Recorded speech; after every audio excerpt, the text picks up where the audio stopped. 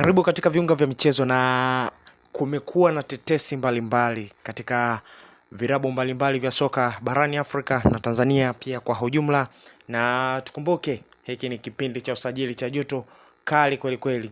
Sasa kunako klabu ya Young Africans ikiwa ni 2026 tarehe 1, ambapo kwenye dirisha dogo wamefanya baadhi ya mabadiliko katika klabu yao, hususan swala zima la usajili kwa baadhi ya wachezaji.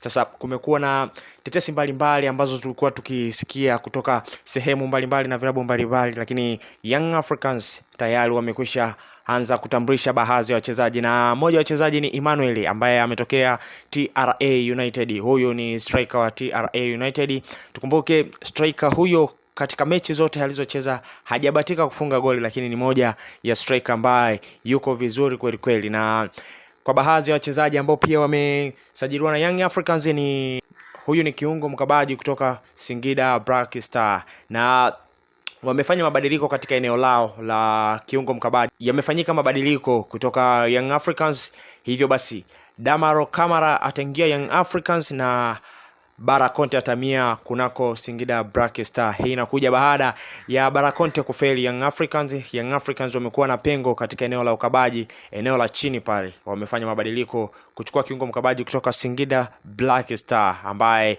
ni Damaro Kamara, anakuja kuchukua nafasi ya Barakonte. Na tukumbuke Young Africans katika eneo hilo pia wamefanya mabadiliko, wamemchukua Maruf Shake kutoka Singida Black Star na anakuja kushika nafasi ya Mohamed Doumbia ambaye amefail pia Young Africans, na Mohamed Doumbia atamia kunako klabu ya Singida Black Star. Sasa kwa mabadiliko hayo ya kikosi, Young Africans wanaendelea bado kufanya usajili, na kwa lineup inavyokuwa kutokana na tetesi mbalimbali zilizokuepo, ina maana pale juu atasimama Dube, chini yake pembeni kutakuwa kuna Pacome Zouzoua, kuna Maruf Shake, kuna Alan Okello, kuna Kamara, kuna Abuya, kuna Zimbwe, kuna Baka, kuna Jobu, kuna Mwenda, kuna Diara katika maeneo mbalimbali hayo. Sasa kwenye tetesi ya usajili pia upande wa Young Africans kuna Alan Okello, huyu ni nyota kutoka Uganda na anakipiga pale kunako klabu ya Vipers. Amekuwa ni mshambuliaji mmoja ambaye ni hatari sana, ni winga ambaye